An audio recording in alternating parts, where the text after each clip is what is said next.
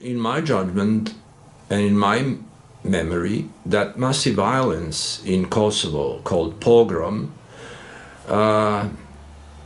showed in a most direct way, in the most evident way, self-evident way, failure of three major factors that should be influential in creating a peaceful place, a place where no such violence can occur.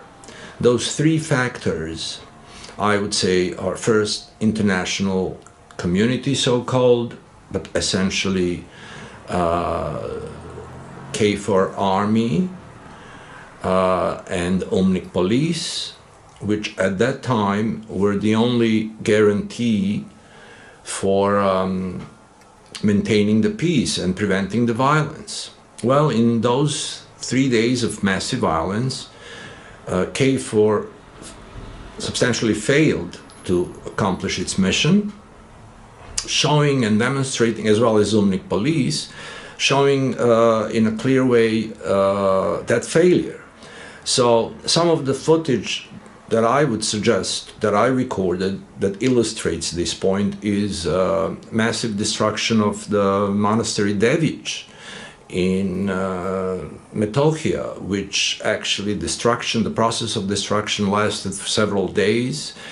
It happened so that I got close to the place and got some footage when the monastery still was being destroyed and the smoke was burning, the fire and the smoke were seen, and more than dozens people destroying it.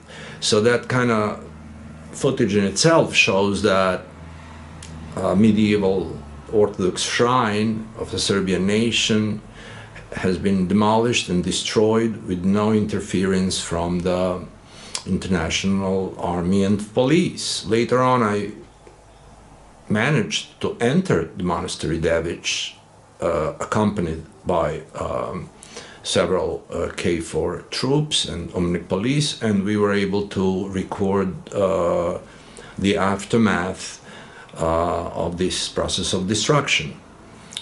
Another place is Bogorodica Ljeviška, the famous church, which is actually on the UNESCO list as a heritage, national heritage. It was burned and damaged badly in the midst of the city called Prizren.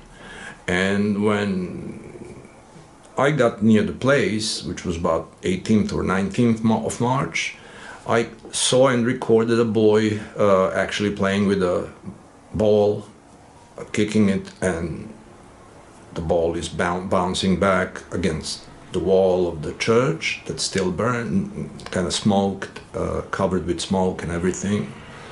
And no soldiers of KFOR and Omnik police representatives were there protecting that a place that's on a UNESCO list from being further demolished, not by the ball and the boy, but it just shows the free access that a place had at that point, unprotected, while it was being demolished and afterwards.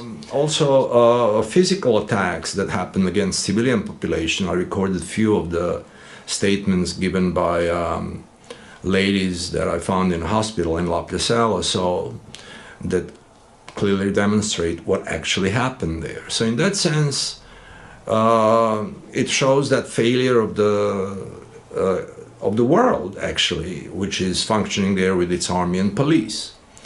But the second factor is the Serbian media and media in general, the world's media, that really did not follow the events there as they were happening, because I could not see any foreign journalists going into the area where these atrocities were being committed. And the last factor that I would like to mention is, of course, Albanian civilian population that somehow did not resist or found some kind of civilized way to avoid such violence and way of action that is aimed to kill and destroy and erase innocent people.